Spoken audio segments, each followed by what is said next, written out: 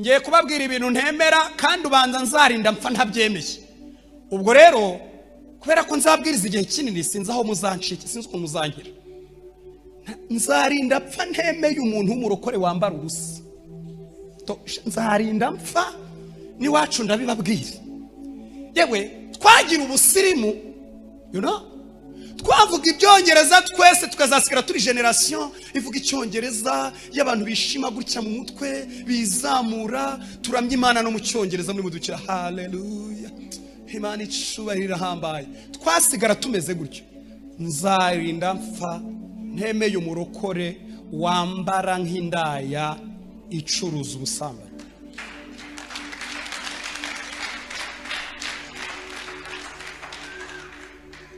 Kuba basirimu ni byiza bose, ni musokoze imisatsi, ni basirimu, ni mwisiga, ariko hari bidakorwaho, kuko iyo bikozeho bifite ubundi bucuruzi, bifite undi mwuka byamamaza. Nuko utazi ukuntu abamidiyani baje bambaye, muzajye musoma biriya murebe filimi irimo.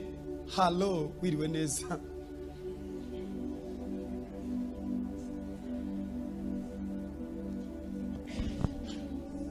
Ngo birangire abagabo b'Abisirayeli barasambana. Basambanye koko mugiga yahise itangira kubica. Ntabwo nzaho mugiga yari iri, ariko yabonye uburyo Imana yambuwe agaciro, ibinjira mitangira kubica. Abasigaye ku muryango w'ihema ry'ibonaniro harimo Feniyasi na ba Mose bari gusengera bagiye. Muranyumvise? Bagiye kubona hari igitangaza kibaye. Mu ndebe hano mbivuge nitonze. Mu makosa mutazigera mukora ni ugukora icyaha cyangwa yaterwa n'umwuka w'icyaha ukagikora, cyangwa se ugashaka kuza kugikorera mu rusengero ngo kugira ngo abantu bakomeze bagufate nk'umurokore. Hari ukuntu umuntu yitwikira uburokore akambara ubukirisito agakora icyaha afite ibimenyetso by'ubukristo. Ibyo bintu Imana ibyanga urunuka. Umwe mu bari bagiye mu iteraniro ry'Abamidiyani n'Abamowabukazi ntabwo yasambaniye ku gasozi, ngo yaraza amasaha urusengero cyangwa ihema ry'ibonaniro riba rifunguye. Hari ibintu bitatu yatekereje ntabwo Bibiri bivuga. Icyambere ashobora kuba yaravuze ati, ashobora kuba yari afite icyubahiro ukuntu kavuga ati ninsambanira ku gasozi barabimenya nsebi. Icya kabiri ashobora kuba uyu mugabo yaravuze ati ninjya mu rusengero nkasambanira ntabwo bazamfata nk'aba ngabo basambaniye ku gasozi. Ngafata umumidiyani kazi araza mwinjiza mu ihema ry'ibonaniro. Kambabwira ikintu gikomeye. Urumva yagiye areba akiva ku rusengero hari ibintu yaratunze atazi, yashoboraga kuba yareba, ariko agarutse nta nubwo yabonye ba Mose na ba Feniyasi ku muryango w'ihema ry'ibonaniro, kubera ko yarageze ahantu hamunogora amaso, hamumaramo imbaraga zo kureba, hamumara imbaraga zose zo kureba. Ngo arangije araza hageze abaramwinjije, akimwinjiza Feniyasi wasigaye ku muryango w'ihema ry'ibonaniro afata icumu yahagurukanye mu Egiputa. Arangije kurifata, haleluya, ngo arabegera araribashinga rirabahinguranya. Nibwo Imana yavuze iravuga ngo Feniyasi aranejeje. Abamowabu nta kindi bakora ni ukukwambura agaciro, s'il te plaît, ni ukugusiga mu Mana ugasigarana gutendereza. Zamuka Imana icubahiro, ariko umutima agaciro kawe karatakaye. Muvuge ngo ni rojyo.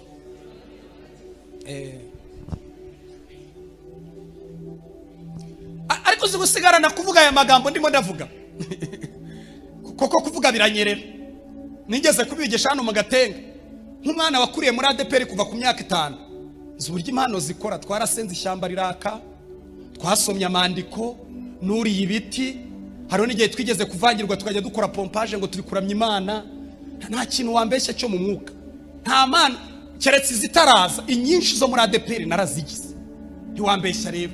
Nigeze kubabwira ko umuntu uranyerera, ntabwo ari ikimenyetso cyerekana ko umuntu agifite agaciro, kuko kuvuga biranyerera.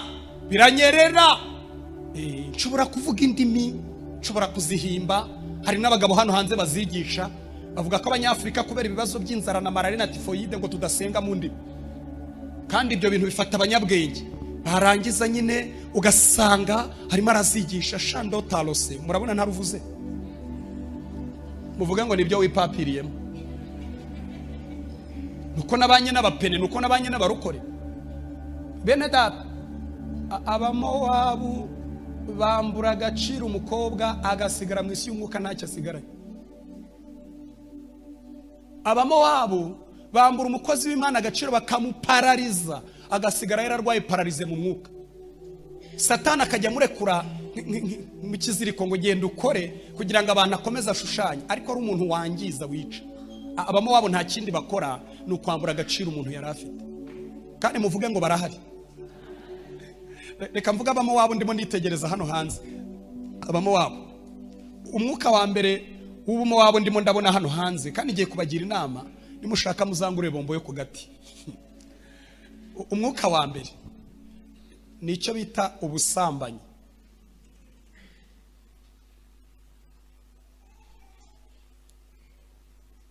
Nabonye abantu b'abanyembaraga babwirije bavuga mu ndimi, barabwiriza kugeza ubwo amaterano yose bakomera amashyi, ariko twongera guhura yarataye agaciro n'imbaraga. Kuko mumbabarire maze iminsi niga ku mwuka w'ubusambanyi. Iyo usomye muri Bibiliya usanga esprit y'ubusambanyi iri mu byiciro 11. Reka mbabwiremo bitatu muvuge ngo bivuge. Icyiciro cya mbere ni umwuka uhiga abantu bafite amasezerano ahambaye. Kandi amasezerano ahambaye si ngombwa ko Imana iba yaravuganye nawe, nubwo ari byo dushingiraho. No kuba ukijijwe ukabura umwana w'Imana, hari imigambi myiza Imana igufiteho. Ikimenyetso simusiga kibyerekana ni uko utarapfa, biragaragaza ko hari umugambi w'Imana ukomeye uri imbere mu buzima bwawe. Muranyumvise? Uwo mwuka rero ni wakoreraga muri muka Potifari, kandi ntiyigeze apfa muri Bibiliya. Muzasome Bibiliya yose, nta herezo rye rivuga. Arashaka ba Yosefu, kandi azi kumenya ba Yosefu. Nubwo Yosefu ari umukozi we mu rugo, nubwo adafite akazi gahambaye, nubwo atize amashuri ahambaye, ariko umwuka uri muka Potifari urareba. Vuga ngo urareba. Ukamenya ko Yosefu afite imbere hazaza hahambaye, abitse ibintu bikomeye. Kandi iyo ugerageje gutereta ukabona biranga, ukoresha ingufu kugira ngo ubucike. Haleluya. Birasaba ko ufite imbaraga z'umutima zingana n'iza Yosefu. Imana imfashe mu byumba. Uwo ni umwuka wa mbere nagenzuye. Umwuka wa kabiri nagenzuye ni esprit d'Amunoni, umwuka wa Amunoni. Umwuka wa Amunoni wo, Amunoni agira geto. Mushu ejo bundi naratangaye, uziko Amunoni agira geto. Kanganiriza abaririmbyi. Amunoni agira geto, agira n'abagabo n'umugabo w'umujyanama w'ingurumbanya. Ingurumbanya ya hatari imubwira turi umukobwa uzamuka ariki, wamushobora umutumyeho ukamubwira ko niyangura bivamo, kandi ukamubwira yuko warwaye warembye, kandi ukamusaba kurira mu biganza byawe. Naza uhita umufata ufungeho, wirukana abandi bantu ufungeho. Niyo mpamvu sinjya nemera, kubera ko nagize n'umugisha wo gutereta. Reka mbivuge, nsaba umudamu tubana ko atazigera nsura muri geto, kuko narabwirizaga. Sinjya nemera abajene mujya gusura abasheri banyu muri geto, ko geto ntibasomera Matayo, ntibasomera Luka, ntibasomera Yohana. Uzi muri geto ibintu bihaba, utangira wuzuzwa ibintu utazi aho biva. Ukuzuzwa uvayo ufite amarira n'agahinda n'intimba, kandi urugo rwatangiye kwatura rutarubakwa. Sinibaza ko bagira urukundo ruri genuine. Ntago bagira urukundo rufite ibivumbikisho bituruka mu ijuru. Bisaba nyine kubyihatamo, bisaba kwiga inyigisho nyinshi no kwirefreshinga no kwiga amasomo menshi kugira ngo urugo rugire imbaraga. Ndabona mu ndebye nabi kandi ndeba baha nibikunda, ntago bikunda. Amunoni atuma kuri Tamari, Tamari nawe agenda atatekereje. Ageze aramubwira ngo ndashaka kurira mu biganza byawe, nzanira imitsima mu biganza byawe. Reba umukobwa arangije afati. Kandi iyo usomye Bibiliya usanga Tamari kujya muri geto yari umururu. Nibwo bwa mbere yarabitangiye. Yari umuniyukama, nibwo bwa mbere yarabitangiye. Akirira mu biganza asanga umugabo afite inyigisho z'ingurumbanya. Umuntu wese utarakizwa, utarahinduka, bafite inyigisho z'ingurumbanya. Ngo birangire rero aramufata, arangije amukorera ikintu kibi cyitwa gucikura. Muranyumvise?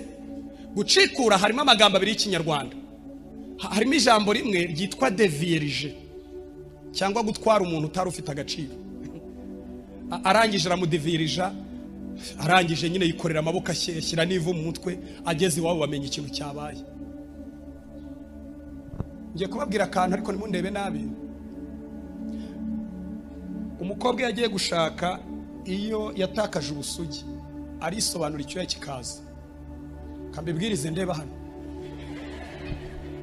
Some ijambo ry'Imana twihuse, murebe mu gitabo cyo kubara ibice 23, kubara 23, turahera ku murongo wa 20 ndaza kugeza ku murongo wa 23.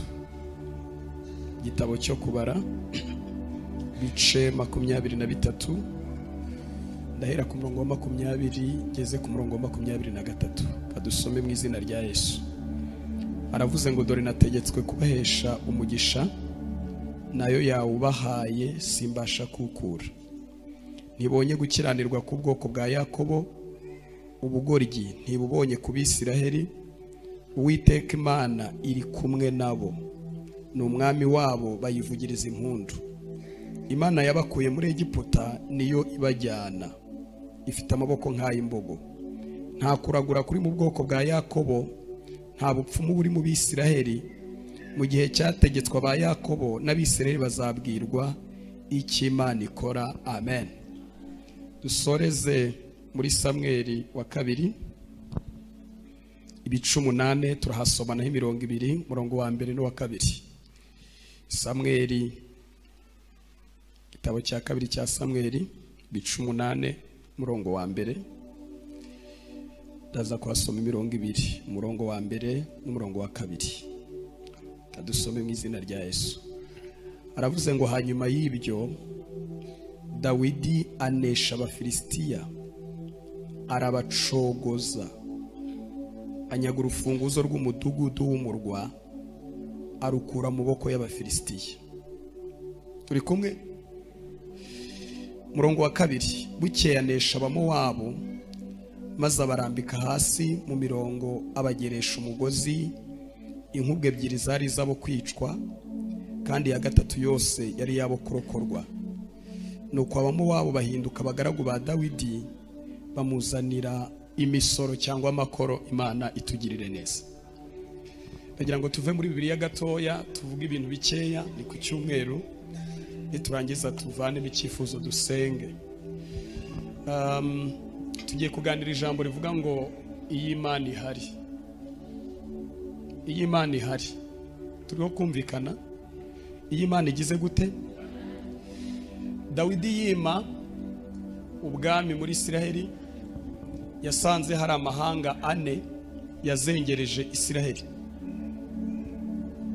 Ageze ku ngoma yasanze hari amahanga agera muri 4 azirana n'Abisiraheli, kandi ayo mahanga uko yabonaga uburyo yarwanyaga Abisiraheli, nta kintu wari kuyakorera ngo atarwanya Abisiraheli. Nta n'ikintu Dawidi nawe yari gukora, nta gitambo yari kubaha. Bo nyine icyiza icyabanezezaga ko ari ukubona Abisiraheli baguwe nabi, bamerewe nabi. Muri ayo mahanga uko ari 4, ihanga rya mbere bari Abafilisitiya. Abafilisitiya bari barazonze Abisiraheli cyane. Iteka ryose iyo Abisiraheli batandukanaga n'Imana, Abafilisitiya babaga mu bambere mu barwanya Abisiraheli kandi bakabagirira nabi. Iyo usomye Bibiliya witonze, Goliyati yigeze guhishurira Dawidi ibanga ry'Abisiraheli ry'Abafilisitiya, aramubwira ngo nuramuka unsinze, nihagira umuntu nsinda muri Isiraheli, tuzabagaragu banyu. Ariko nanjye nimba nsinda, muzabagaragu bacu. Muze kunyumva neza ko ndashaka gusobanura ibintu mu mwanya mutoya. Abafilisitiya gahunda yabo ntago ari ukwica Abisiraheli bose, ni ukwica ukomeye muri bo, abasigaye bakaba abacakara babo. Mu yandi magambo, basobanukiwe imbaraga z'Abisiraheli, basobanukiwe n'umusaruro Abisiraheli batanga, ariko ntibashobora kugira icyo bakora hari umunyembaraga uhagaze mu Bisiraheli. barashaka ukomeye mu Bisiraheli bakamwica, barangiza abasigaye bagahinduka abacakara b'Abafilisitiya. Imana imfashe muze kunyumva mu izina rya Yesu. Ako murakumvise? Ihanga rya kabiri ni Abasiriya. Abasiriya nabo barwanyije Abisiraheli cyane. Iyo usomye intego z'Abasiriya, bo bateye ubwoba, bashaka kumenya impamvu Abisiraheli batsinda. Mu yandi magambo, barashaka kumenya ubuzima bw'ibanga bw'Abisiraheli. Kuko njya nibuka umunsi umwe muri Bibiliya mwarahasomye ngo umwami w'Abasiriya yigeze kubaza, aravuga ati ariko ko dupanga intambara tugapanga gahunda zo kugirira nabi Abisiraheli, niki gituma tutabatsinda? Umwe muri bo atanga inama ari yabereye imbere y'igitanda imurere mu cyumba cyo mu mbere. Aravuga ngo nyamara muri bo harimo umugabo, nubwo ari mu Isiraheli ajya amenyeshwa imigambi turi gupanga, yarangiza akagenda akababurira.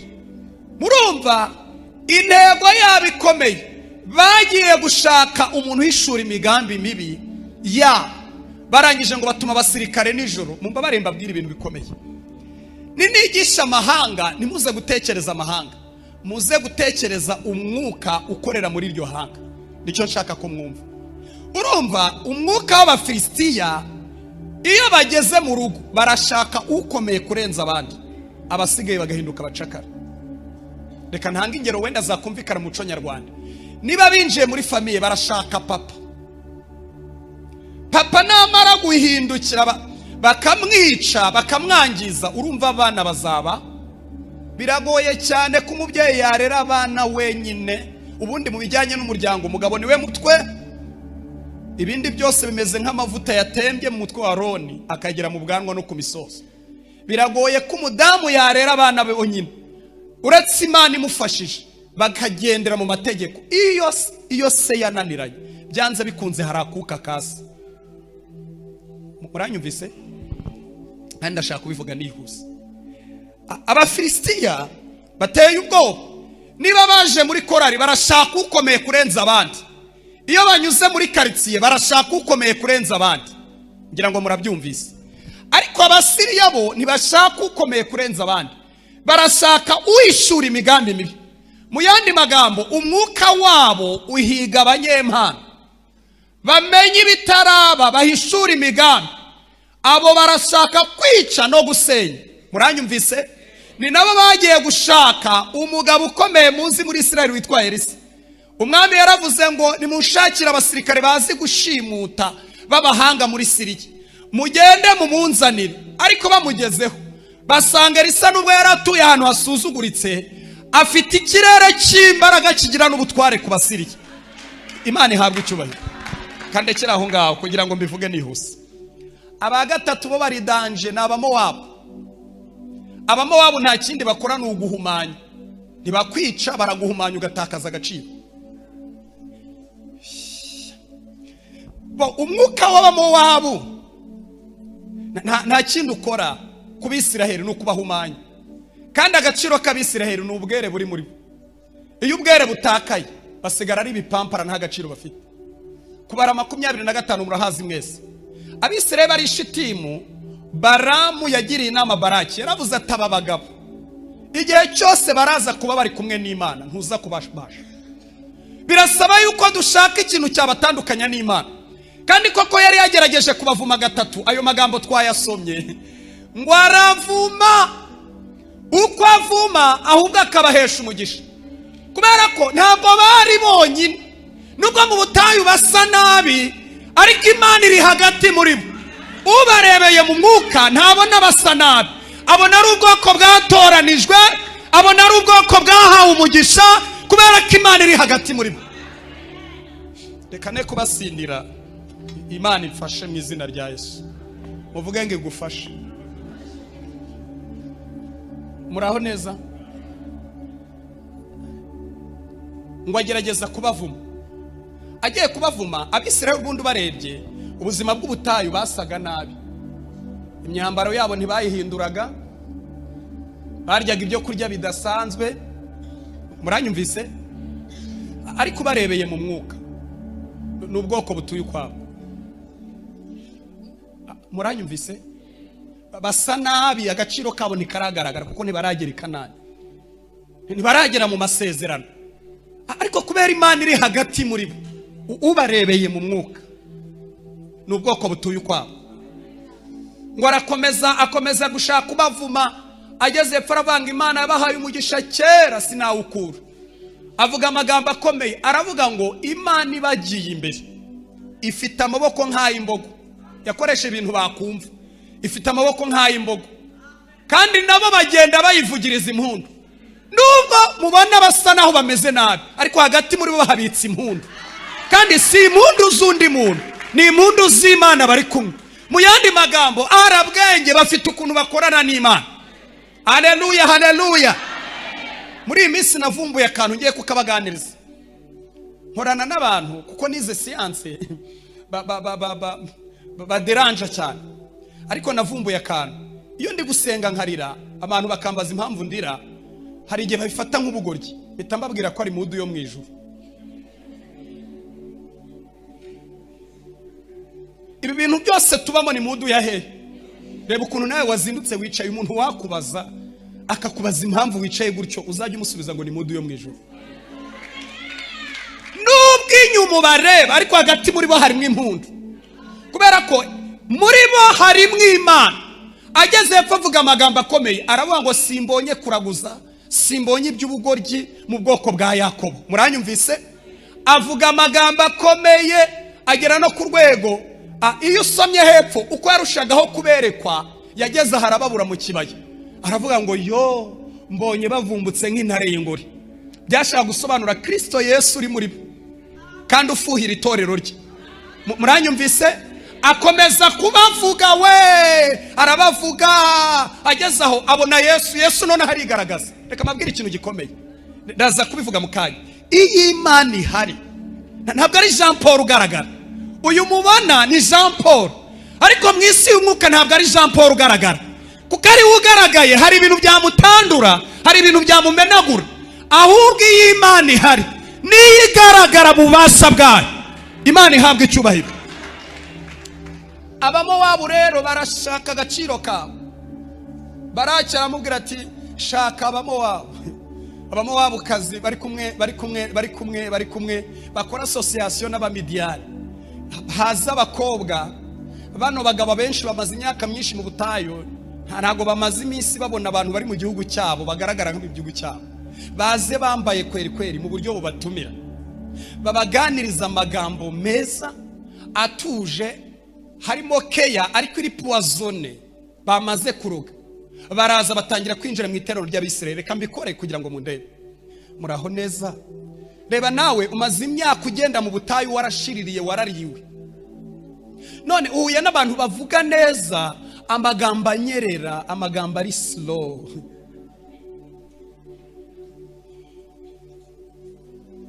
Ariko Mose n'abandi bantu bagira amacenga, baravuga bati nk'abakavuze bati twanyuze mu mamareki baraturwanya, tunyuze mu bamoni baraturwanya. Kubera iki Abamowabu kazi n'Abamidiyani kazi batwakiriye batya, bagira amacenga ngo baguma ku ihema ry'ibonaniro, banga kuhava. Ariko ab'imitima yoroshye arabwira ati wanyemerera nkagutumira. Ngiye kubabwira ikintu gikomeye, wanyemerera nkagutumira uko wikiriza. Baba barabatumiye, bageze mu rugero basanga hari inyama. Mwibuka ko kimwe mu kintu cyabagoye mu butayu ni ukutabona inyama. Ngiye kubabwira ikintu, Imana izabarindira aho yabohereje, ariko aho mwiyohereza muzimenya. Iyo umuntu avuye mu mwanya Imana yamusizemo, ahandi hose ajya arimenya. Niko bigenda. Bwira mwene so ngo nuko bigenda. Iyo umukobwa avuye mu mwanya Imana imusizemo, iyo umugabo avuye mu mwanya Imana imusizemo, atakaza imbaraga ukagira ngo ntiyigeze kuzigira. Bahageze babariye inyama, naho inyama zaterekerejwe ni inyama z'intonorano. Bakizitamira ijambo rya kabiri ngo batangira gusambana ku buntu. Ngiye kubabwira ibintu ntemera kandi ubanza nzarinda mpfa ntabyemeye. Ubwo rero kubera ko nzabwiriza igihe kinini sinzi aho muzancike, sinzi uko muzangira.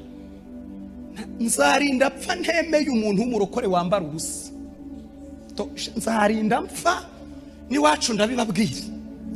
Yewe twagira ubusirimu, twavuga ibyongereza twese tukazasigara turi generation ivuga icyongereza y'abantu bishima gutya mu mutwe bizamura, turamya Imana no mu cyongereza muri mudukira haleluya, Imana icubahiro hambaye. Twasigara tumeze gutyo. Nzarinda mpfa ntemeye umurokore wambara nk'indaya icuruza ubusambanyi.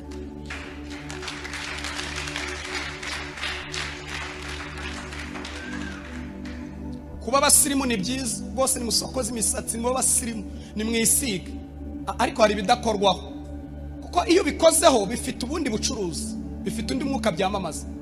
Nuko utazi ukuntu abamidiyani baje bambaye, muzajye musoma biriya murebe filimi irimo. Halo, wiriwe neza.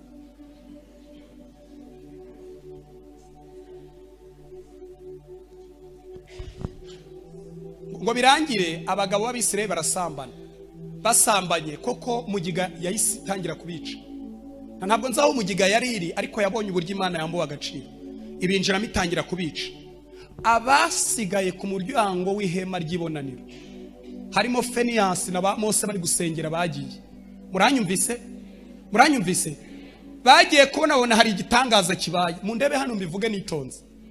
Mu makosa mutazigera mukora ni ugukora icyaha cyangwa yaterwa n'umwuka w'icyaha ukagikora, cyangwa se ugashaka kuza kugikorera mu rusengero ngo kugira ngo abantu bakomeze bagufate nk'umurokore. Hari ukuntu umuntu yitwikira uburokore akambara ubukirisito agakora icyaha afite ibimenyetso by'ubukristo. Ibyo bintu Imana ibyanga urunuka.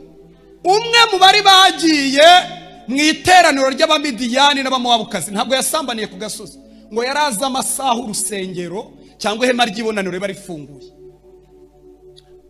Hari ibintu bitatu yatekereje, ntabwo Bibiri bivuga. Icyambere, ashobora kuba yaravuze ati, ashobora kuba yari afite icyubahiro ukuntu kavuga ati ninsambanira ku gasozi barabimenya nsebe. Icya kabiri, ashobora kuba uyu mugabo yaravuze ati ninjya mu rusengero nkasambanira ntabwo bazamfata nk'aba ngaba basambaniye ku gasozi. Ngafata umumidiyani kazi araza mwinjiza mu ihema ry'ibonaniro. Kamabwira ikintu gikomeye. Urumva yagiye areba akiva ku rusengero hari ibintu yari atunze atazi, yashoboraga kuba yareba, ariko agarutse nta nubwo yabonye ba Mose na ba Feniyasi ku muryango w'ihema ry'ibonaniro, kubera ko yarageze ahantu hamunogora amaso, hamumaramo imbaraga zo kureba, hamumara imbaraga zose zo kureba. Ngo arangije araza hageze abaramwinjije, akimwinjiza Feniyasi wasigaye ku muryango w'ihema ry'ibonaniro afata icumu yahagurukanye mu Egiputa, arangije kurifata. Haleluya. Ngo arabegera araribashinga rirabahinguranya. Nibwo Imana yavuze iravuga ngo Feniyasi aranejeje. Abamowabu nta kindi bakora ni ukukwambura agaciro, s'il te plaît, ni ukugusiga mu Mana ugasigarana gutendereza. Zamuka Imana icubahiro, ariko umutima agaciro kawe karatakaye. Muvuge ngo ni rojyorojyo.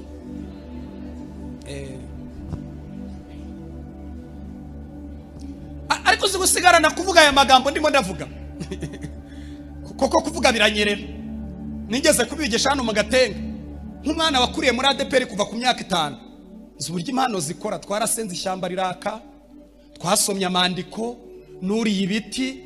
Hariho n'igihe twigeze kuvangirwa tukajya dukora pompage ngo turi kuramya Imana. Nta kintu wambeshya cyo mu mwuka, nta mana keretse zitaraza. Inyinshi zo muri ADPR narazigize, ntiwambeshya rero. Nigeze kubabwira ko umuntu uranyerera, ntabwo ari ikimenyetso cyerekana ko umuntu agifite agaciro, kuko kuvuga biranyerera. Nshobora kuvuga indimi, nshobora kuzihimba. Hari n'abagabo hano hanze bazigisha, bavuga ko Abanyafrika kubera ibibazo by'inzara na malaria na tifoyide ngo tudasenga mu ndimi, kandi ibyo bintu bifata abanyabwenge. Barangiza nyine ugasanga harimo arazigisha shando talose. Murabona ntaruvuze, muvuga ngo nibyo wipapiriyemo. Nuko nabanye n'abapene, nuko nabanye n'abarokore. Bene data, Abamowabu bambura agaciro umukobwa agasigara mu isi y'umwuka ntacyo asigaranye. Abamowabu bambura umukozi w'Imana agaciro bakamuparariza agasigara yararwaye pararize mu mwuka. Satani akajya murekura mu kiziriko ngo genda ukore kugira ngo abantu akomeze ashushanye, ariko ari umuntu wangiza wica. Abamowabu nta kindi bakora ni ukwambura agaciro umuntu yari afite. Kandi muvuge ngo barahari. Reka mvuga abamowabu ndimo nitegereza hano hanze. Abamowabu umwuka wa mbere w'ubumowabu ndimo ndabona hano hanze, kandi ngiye kubagira inama nimushaka muzangure bombo yo ku gati. Umwuka wa mbere nicyo bita ubusambanyi.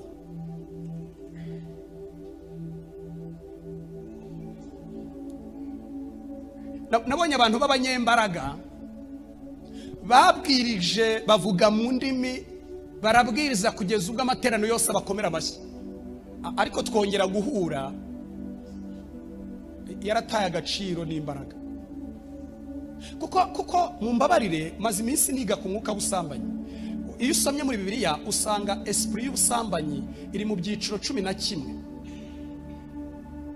Reka mbabwiremo bitatu muvuge ngo bivuge. Icyiciro cya mbere ni umwuka uhiga abantu bafite amasezerano ahambaye. Kandi amasezerano ahambaye si ngombwa ko Imana iba yaravuganye nawe, nubwo ari byo dushingiraho. No kuba ukijijwe ukabura umwana w'Imana, hari imigambi myiza Imana igufiteho. Ikimenyetso simusiga kibyerekana nuko utarapfa, biragaragaza ko hari umugambi w'Imana ukomeye uri imbere mu buzima bwawe. Muranyumvise? Uwo mwuka rero ni wakoreraga muri muka Potifari, kandi ntiyigeze apfa muri Bibiliya. Muzasome Bibiliya yose, nta herezo rye rivuga. Arashaka ba Yosefu, kandi azi kumenya ba Yosefu. Nubwo Yosefu ari umukozi we mu rugo, nubwo adafite akazi gahambaye, nubwo atize amashuri ahambaye, ariko umwuka uri muka Potifari urareba. Vuga ngo urareba.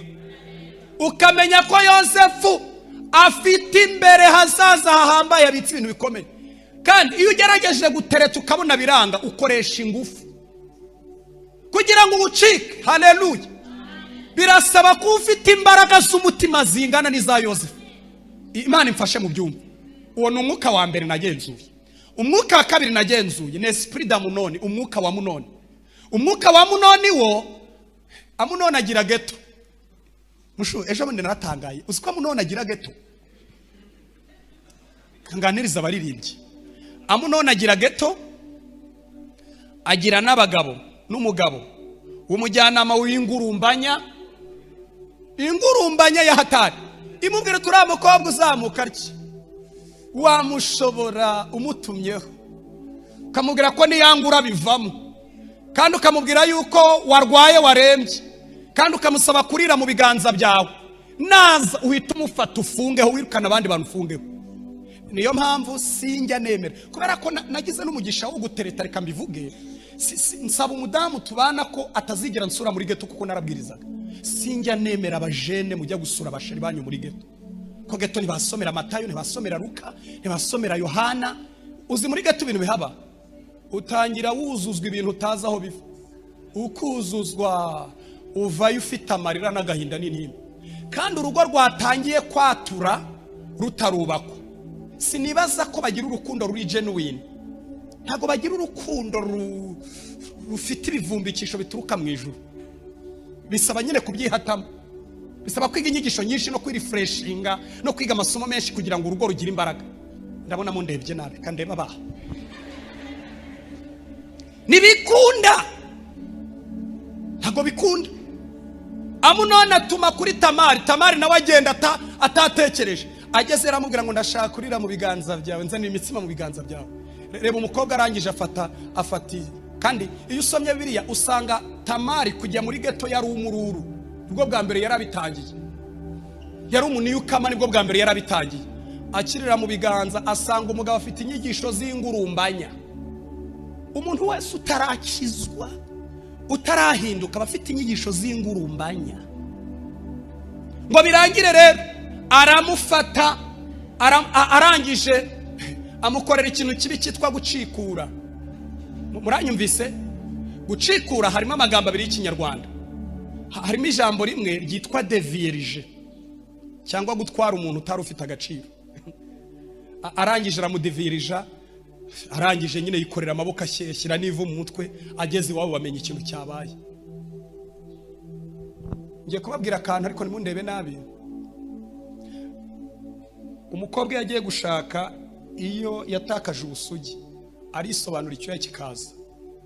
Kambibwirize ndeba hano. Umukobwa wese ugiye gushaka, bano bahungu bo muri ADPR ikibazo cya nyuma kubaza, yaratanze inkwano, yarafashe irembo, arakubaza ngo uracyari umukobwa.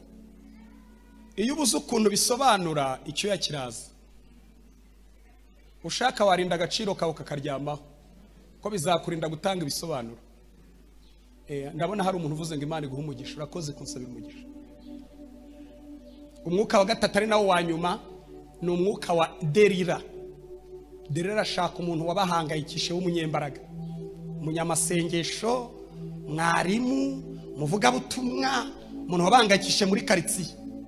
Kandi iyo mubanye abakubazaho ibanga ry'imbaraga riri. Nayo mpamvu muri abantu batajya bemera, kubera ko abantu babonye ibintu byinshi. Babonye Samusoni amaze kwica abantu 1000, bahura nawe bamunogoye amaso, ari umukomedi agenda akinira komedi Abafilisitiya. Imana idufashe mu izina rya Yesu. Uwo ni umwuka wo muwaburi hano hanze. Umwuka wa nyuma muvuge ngo we ni mubi cyane, na Abedomu. Ni nabo Dawidi yarwanye nabo, ni ishyanga rya 4 Dawidi yarwanye nabo. Abedomu bo nta kindi bakora, ni bene wabo, kuko Abedomu ni bene Esawu. Esawu avukana na Yakobo. Ubo ntibica, ahubwo bacungana n'igihe usebye n'igihe umwaye, bo baraseka. Tonko ni bene wacu. Turaririmbana, turasengana. Ariko buri gihe abayiteze ko ibintu bizaba bibi, aravuga ati mbona ukuntu yihenge kabyina, uriya ndabona azayitwara tu. Iyo rero uyitwaye aravuga ati sinajyaga mbivuga, najyaga mbivuga.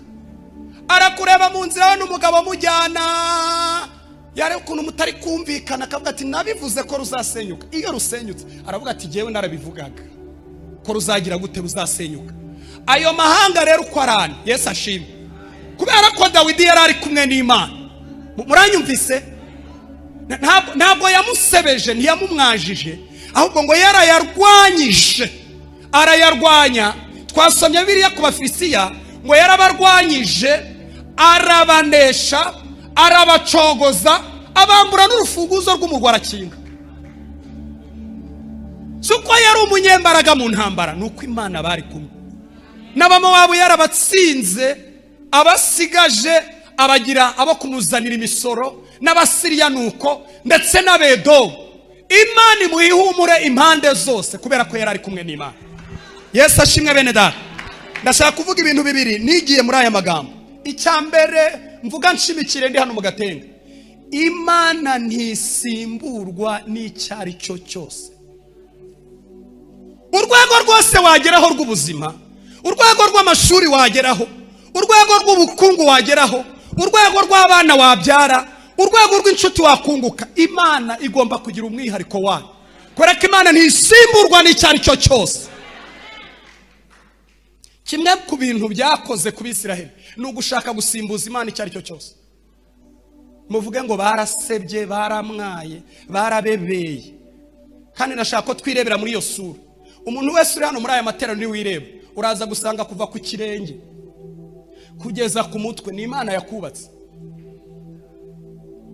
Kandi kugira ngo bibe bigihagaze nuko Imana igihari. Imana ivuye mu byagusenyukana, kuko ibyagukurikiranye kera naho byagiye. Imbaraga zakurwanyaga ziracyaturanye nawe. Muranyumvise? Icyo zitinya ni Imana iri muri wowe. Ariko Imana ivuye muri wowe, wamwara, waseba, wakorwa n'isoni. Niyo mpamvu ibintu nigiye muri aya magambo, Imana ntisimburwa n'icyari cyo cyose. Imana idufashe mu izina rya Yesu. Haleluya. Muzi impamvu Imana idasimburwa? Nta kintu, nta muntu, nta mafaranga, nta bwiza, nta mbaraga, nta mwanya ukwiye gusimbura Imana. Ntawe. Kubera iki? Imana igira ibintu bitatu yihariye yonyine muri iyi si. Yonyine ifite byinshi, ariko ngewe Imana yanganirije bitatu byonyine. Niyo yonyine ibyihariye yonyine. nta tante, nta mukuru wanjye, nta muyobozi ukomeye, nta university wabyigamo, nta buhangange. Imana niyo yonyine ibyihariye. Icyambere Imana ifite, Yesu ashimwe, niyo yonyine itagira ikintu itinya. Imana nta kintu kihabya. Ibihe byo mu isi byahindutse ntibitera ubwoba, imvura yaguye ntiyitera ubwoba, kubera ko hejuru y'Imana nta kindi kintu kihaba. Haleluya! Niyo yonyine itagira ikintu kihaba. Imana ntisaza, Imana ntihinanirwa, Imana ntabwo bigira. Niyo mpamvu burya igira imikorere ibiri, iza vuba cyangwa igatinda, kuko irabizi ko niza yasanga twafashe umwanzuro twawusinyiye iravanamo akantu kamwe bihita birangira. Imana vuge vuba nihute nseke. Haleluya! Imana niyo yonyine itagira umujyanama. Muvuga ngo Imana nta mujyanama igira, kuko niyo nyiri inama no kumenya. Nta mujyanama Imana igira gute? Ni nayo mpamvu mwese mwisanze mu myanzuro. Nta watumiwe mu nama y'ahazavukira. Mwese n'abahanga muri hano hari umuntu watumiwe mu nama yo kuvukiramo. Ko Imana ntiguhabuka ngivuga ngo namara gukura ngo azankubita. Mwisanze mu myanzuro. Wisanze Nyakabwende, undi yisanga Rwempasha, undi yisanga yaravukiye Kayonza, undi yisanga yaravukiye hanze y'igihugu, undi yisanga yaravukiye Kigali. Ibyo bintu byose ntago Imana yadutumiye ngo dutange igitekerezo. Ariko Mana ndagukunda, ndashimira Imana ko nkorera Imana imeze. Nta mujyanama Imana igira. Hari n'abantu bavuga ngo Mana ngo ukuntu wandemye nta kintu wahindura. Niba ari jimbiri jigo nuko bimeze, niba ari umusatsi w'injwiri nuko bimeze, niba ari amano maremare cyangwa ikirenge kirekire nk'iki cyanjye, ko nge nambara 10 murumva ko ngifite, nuko bimeze. Nugikata ugakora plastique sajari, dore ko ziri kuza, ukagikata ukakigabanya, ko bari kugenda babigabanya. Icyo bita plastique sajari mu Cyongereza. Umutima uzakubwira ngo icya original cyaragiye, ibyo yashyizeho ni photocopy. Imana nta mujyanama igira, niyo yonyine ibyihariye. Burya abandi bantu bose muzi bakomeye bagira abajyanama, kandi ashobora gufata icyemezo bakamuhinyuza akivuguruza. Ariko Imana umwanzuro yafashe, iyo ufatiye iburyo ibumoso ntihayivuguruza, iyo ufatiye ibumoso iburyo ntihayivuguruza. Ndagushimiye mwami wanjye. Kansoze icya gatatu cyanejeje umutima. Nubwo Imana yatanze ubuhanga, mu ndebe hano ndashaka kwigisha abajene murimo mwiga, kandi mwiga amashuri menshi, mwiga cyane, ariko hari ibintu nshaka ko muzirikana. Imana yatanze ubwenge, Imana yatanze ubuhanga, Imana yatanze ubumenyi, muranyumvise? Ariko hari utuntu yisigarisha tuzahora tuyisobanura ko ari Imana yonyine. Muvuga ngo turahari. Aba bantu baranyumvisira? Imana niyo yonyine ifite ibintu yisigarisha bisobanura ko ari yo Mana. Kandi ngiye gusoza. Umunsi umwe Nebukadinezari yarose inzozi, nahoze ndimo mbisoma mu gitondo, arazirota ngo zimuhagarika umutima. Atumira abanyabwenge bize mu ishuri rikomeye rya mbere mu gihugu, abapfumu, abakarudaya, abacunaguzi, ndetse n'abanyabwenge mu gusobanura. Babwira ngo nimusobanure inzozi. Basanga hagiyemo kode idakurwamo n'umwana w'umuntu, ahubwo ikwiye gusobanura ko Imana ariyo Mana yonyine. Ariko Mana I like it, ndabikunze. Twahaye Imana icyubahiro twitonze. Muri kino gitondo tuyihe icyubahiro twitonze. Haleluya! Ntabwo nshaka kubasindira. Haleluya! Torero ry'Imana. Haleluya! Ngo barangije babwira abanyabwenge bati umwami yarakaye, inzozi zamuhagaritse umutima. Nawe arababwira ati ndabarimbura nimutazisobanura. Nguzi ikibazo cyari cyavutse, umva ukuntu byari byabaye. Abanyabwenge ngo bari bafite ibintu bamenye, uwavugaga inzozi bakagenekereza bagasobanura. Umwami rero arose ntiyibuka ikintu na kimwe, muranyumvise? Ahubwo ngo zimuhagarika umutima, zikaje zimubwira ziti urapfa nutamenya icyo bisobanura. Ababwiye bati tubwire mwami ibyo warose. Baramubwira bati oya, tubwire ibyo warose. Ati oya ngiye narose, murashaka kubyirengagiza. Nabisomye nitonze. Ati ndabona mushaka kubyirengagiza, kandi mwariye amafaranga, mwarabagaburiye, mwarize, nimusobanura. Ngo barangije birabanane, baravuga bati ibyo bintu umuntu wabisobanura ni umuntu ubana n'Imana.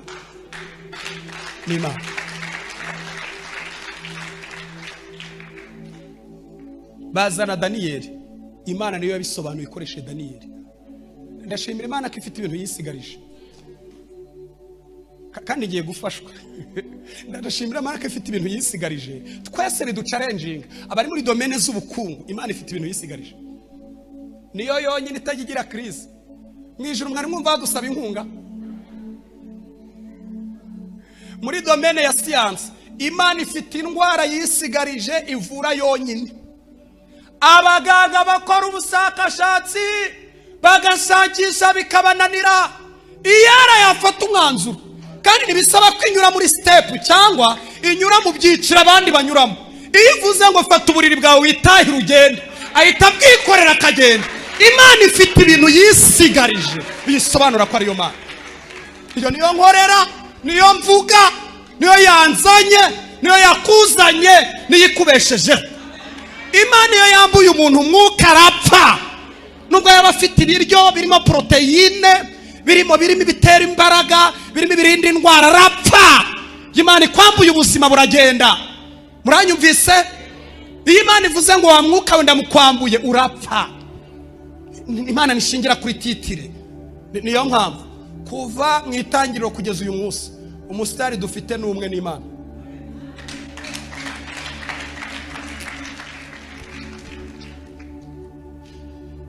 Haleluya, haleluya. Icya kabiri nigiyemo kandi nshaka ko mwumva neza. Mu bintu uzatinya cyane, uzagira ubwoba igihe cyose uzumva Imana ikubwira ko igiye kukureka. Niwumva hari synapse cyangwa ibitekerezo cyangwa hari utuntu mu bitekerezo byawe tukubwira ngo ngiye kukureka, ufite ibintu uri gushwana n'Imana, bizagutera ubwoba.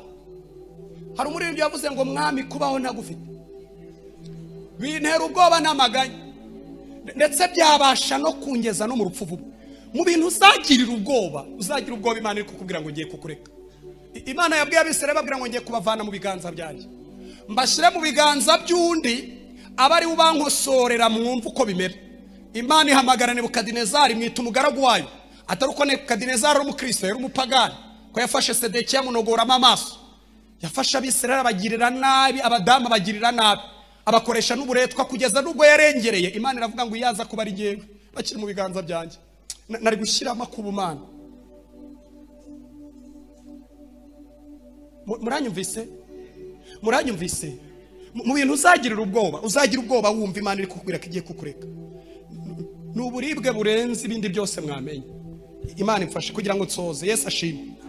Iyo Imana ihari rero hari ibintu bitanu biba, kandi ndabivuga nihuse dusenge. Icya mbere, iyo Imana iri muri twe ntidupfa gupfa, urakubita kuko uramesha ubuzima ahari atabifatiye umwanzuro. Umuntu akanegekara ariko mu gitondo mugahura ariko uraniga ukagira ngo arapfa, mu gitondo mugahura aririmba nkaho nta cyabaye. Ariko ibi narabikunze. Ntidupfa gupfa kuko umwanzuro ntuturuka inaha, ntuturuka mu baduturanye, ntuturuka mu badukorana, ntuturuka ku barozi n'abapfumu mutinya, uturuka mu ijuru. Iyo bankumbuye bantumaho Shandota Rosenawa, umunsi bazankumbura sinzongera kubonana na mushumba, kandi nawe umunsi bazagukumbura ntituzongera kubonana. Imana izakubwira ngo tugende mwana wanjye, sinzi aho muzaba muhuriye, ushaka kuzaba muhuriye mu majyepfo cyangwa mu majyaruguru cyangwa muri sehashika, mugende ufu hasigare fotokopi, kubera ko nubundi ntitubarurirwa inaha. Paulo yandikiye Abefeso ibice 2 aravuga ngo natwe yaratuzuye, twebwe bwari bapfuye tuzi ibyaha n'ibicumuro. Ageze hepfo aravuga ngo kuko Imana ari ubutunzi imbabazi yaduhinduranye bazima na Kristo, ituzurana nawe, iratuzamukana turi muri Kristo mu ijuru mu buryo bw'umwuka. Mu yandi magambo, uwo mubona Jean Paul ari fotokopi iri gutunganya umurimo w'Umwana, ariko Jean Paul wa nyawe arindiwe mu ijuru muri Kristo mu buryo bw'umwuka. Nugukanda buto gato nkamusanga, ntidupfa gupfa. Icya kabiri kitubaho, Yesu ashimwe kandi naragikunze, abadayimoni nibapfa kutugira ikibuga na stade bakinira uko bahaza. Iyo baje bahasanga ikintu kidasanzwe. Gatatu kugira ngo nihute. Haleluya. Icya gatatu kitubaho Imana ihari, turira aho abanzi bari ntibadukoreho.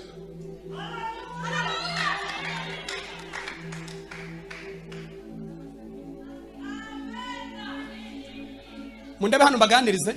Ndabibutsa ko ahantu mutuye naho muri.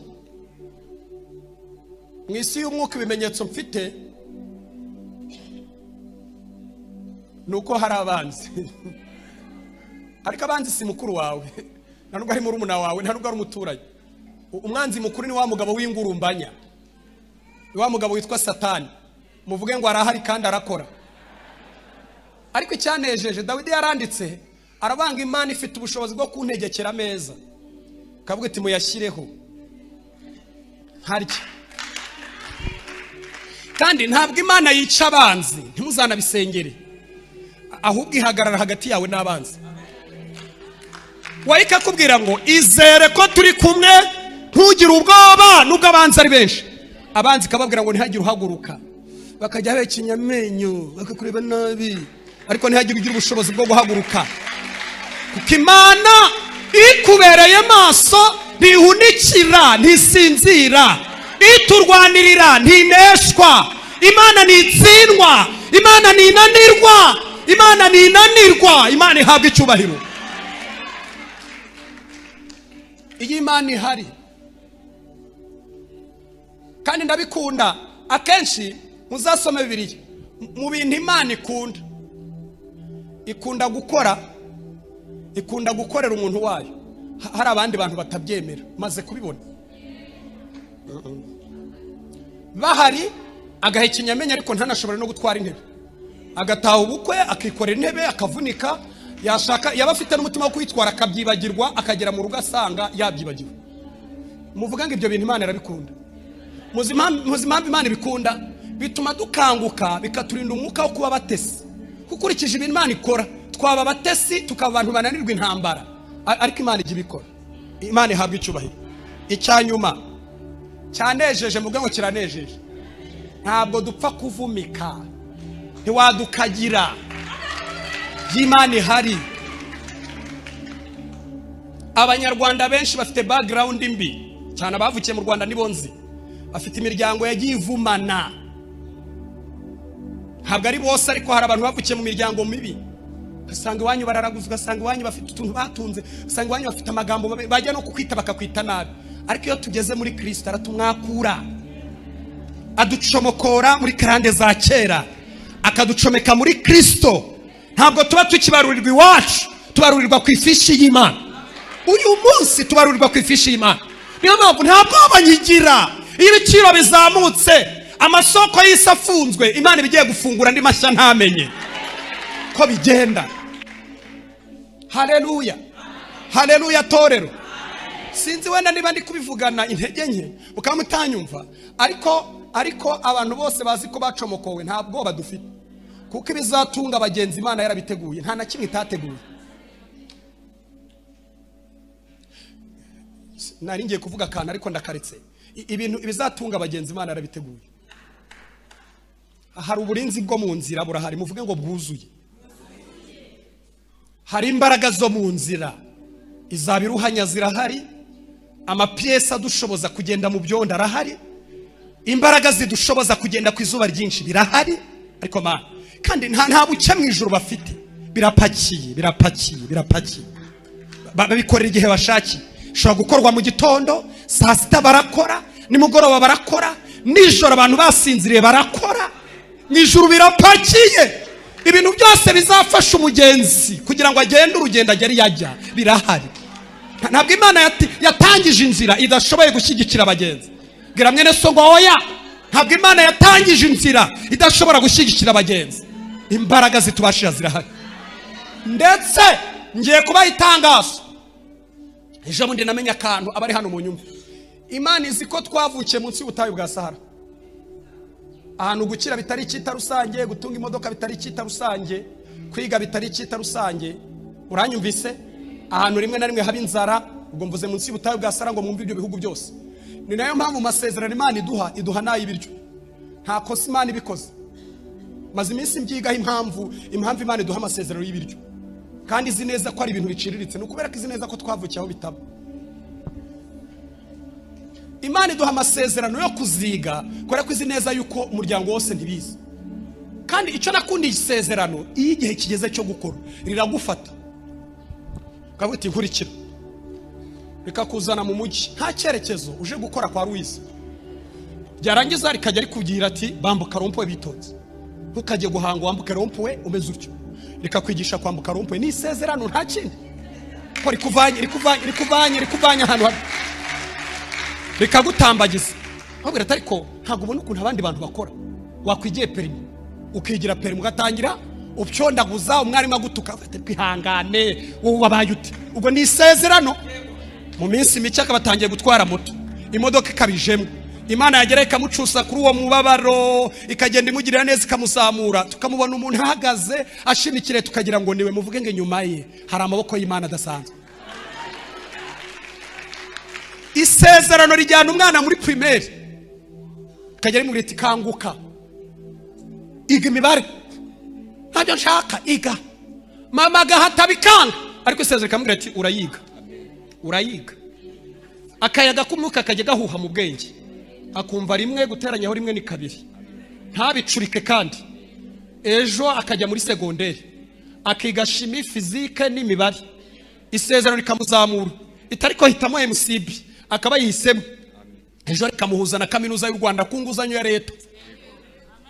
Yajya ko nakabona arize abaye dogiteri, yahagarara muri stage akavuga ati très bien.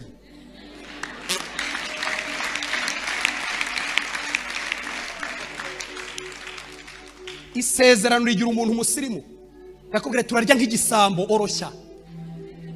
Baramuhugu yarananiranye arya kanuye amaso kuko nibwo yahura n'ibiryo, ariko isezerano rikamubwira ati barya bitonze. Kandi ugomba kugira isuku. Ngenza abantu Imana yatuzaga umwanda, ugomba kugira isuku, gakaraba. Byarangiza isezerano rikamwigisha, mwahura ari gukata umujyi ukagira ngo yawuvukiye mu byahe byo kajya. Isezerano rikamubwira ati rero n'umujyi ntuzawuvamo. Abafite masters ukabananira, isezerano rikamubwira turagumamo. Bagasubira iwabo Nyaruguru kubera ko nta sezerano, akazi karabuze, ntawe wakanyisha masters, ariko ufite isezerano kamubwira turaba mu Gatenga, ndahakurindira, ndahagukomereza. Haleluya. Genda wicare Imana igumuke.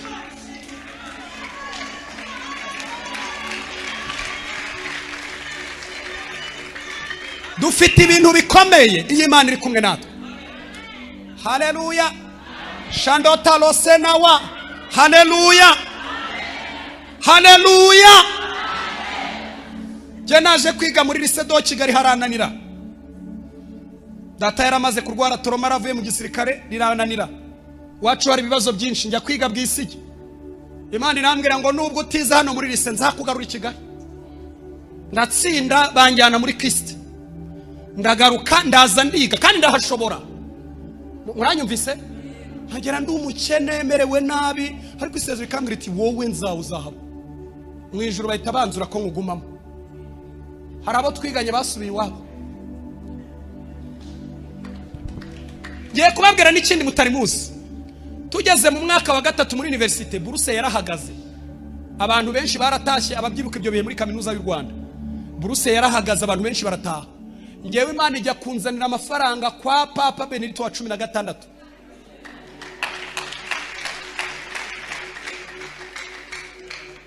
Kandi ibyo bintu Imana ibivuga, yabivugiye mu rusengero rurimo sima, rutarimo sima, rurimo ibyondo. Kugira ngo tuhasengere byasabaga gusuka amazi.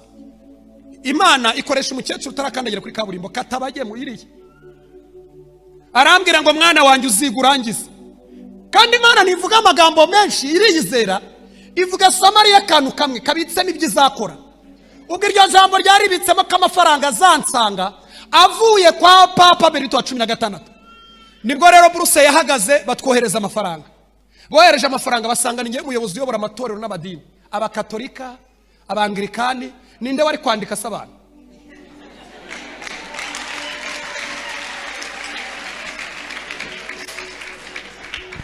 Isezerano ntiryabura uko rikora, ntiribura inzira, kuko urigenda imbere, nta nzira imunanira, nta musozi utavaho, nta bikombe bitakuzura, nta byugi bitakinguka, nta mihanda ataharura. Haleluya. Isezerano rirakomeye, komeye. Shalotalo senawa. cyo gihe muri kaminuza y'u Rwanda baduhaga 25,000. Papa Benito wa 16,35 umunsi wa mbere bampaye 150. Niwo munsi nafunguje konte muri Banque Populaire ishami ryakora hariya mu Gacinjiro barahafunze. Njya manyura nkavuga ntahabitse amateka yanjye.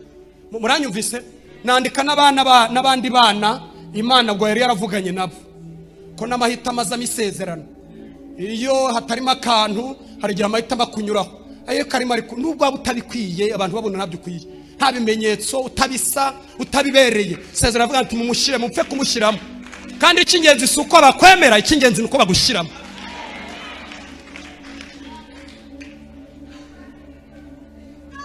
Ntidupfa kuvumika. Imana ihari ntiwatuvuma ntiwadukagira Charlotte Rosenawa nta mbaraga nta bubasha nta butwari. Ni nayo mpamvu ngiye kudekarara ikintu nimubona dusigaye mu nsengero ariko imitima idatunze Imana muzamenye ko twinjiye mu mwuka wita rejection spirit tuzaba tujugunywe kuri. Imana ntiturebera mu gaciro k'insengero nubwo nazari nziza turi mu kinyejana cyazo ntiturebera mu gaciro k'amadiplome n'ibindi twize iturebera uburyo tuyitunze mu mitima. Muvuge ngo binguye neza.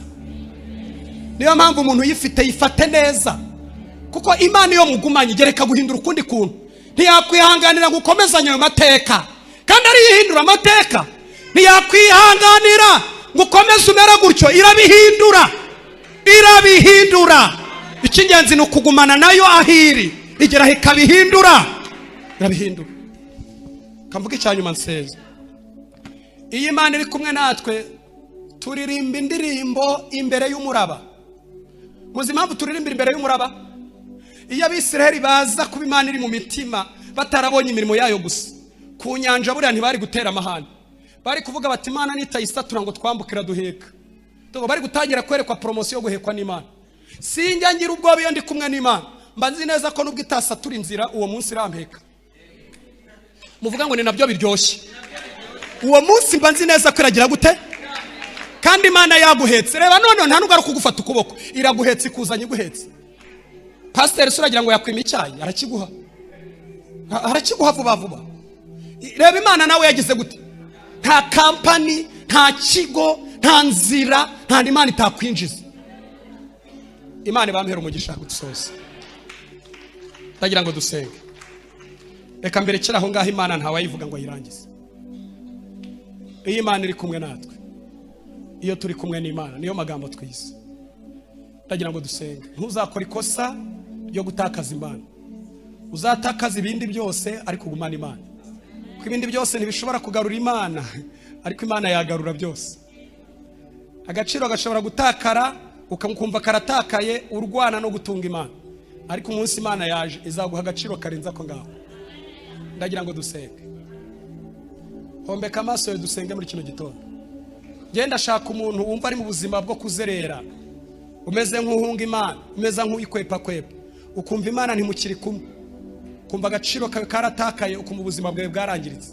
Urambura ikiganza cyawe uri muri aya matero kandi ntubeshye Imana kuko niba udafite Imana ntacyo ufite imbere. Bene wanyu bazananirwa amashuri azananirwa ariko Imana nta hantu namwe izananirwa kandi ibyangombwa by'abagenzi Imana yarabiteguye iryo jambo muri bika. Ndagira ngo dusenge Imana. Ninde muntu wumva akeneye kongera kugarura Imana mu buzima bwe? Rambura cyane murambure cyane wikwita kuba mwazanye kuko ubuzima bwo kumererwa nabi ni wowe ubufite. Wikwita kuwo mwazanye. Umuco w'itorero ryacu rero abantu barahaguruka bagatera intambwe. Haguruka uzuhagarara ahangaha ninginge abashumba baze basengera abantu b'Imana nimutera intambwe. Yesu yiteguye kubakira neza. Hari ibiganza by'umugabo witeguye kubakira neza. Mama tera intambwe nutahe umeze uko nguko. Agahinda ufite intimba ufite umubaro ufite wakwica. Va muri ubwo buzima mumufashe umwana kugira ngo abone uko atera intambwe. Turashaka nawe kumusengera. Ngwino wiva muri aya materano utongeye kubwira Imana ngo ndashaka kugaruka mu buzima bwawe. Reka mupfukame tubasengere. Nawe ngwino nimba ukeneye gutunga Imana mu buzima bwawe wabaye kure wabaye mu byaha wabaye mu buzima bababaje ariko uyu munsi ni wumva ijwi ry'Imana ntiwinangira umutima ngwino wongere ukizwe nubwo waguye haracyari ibyiringiro nubwo watemwe ariko wakongera ugashibuka kubwira ijambo twumvise. Reka nsabe ni itorero muhaguruke, n'abakristo muhaguruke. Bura birashoboka yuko Imana ivuganye nawe, yenda ntago ari gukizwa ari ubwa mbere, ariko birashoboka yuko wataye Imana, ariko ngere wemerera Imana, mubane mugendane, Imana izakubera data, Imana izakugirira neza, uzabona neza y'Imana, ntago uzabyicuza, ntawe uzicuza yuko yagize Imana mu buzima bwe. Mana turagushimiye, uri data wa twese, nuhabwa icyubahiro.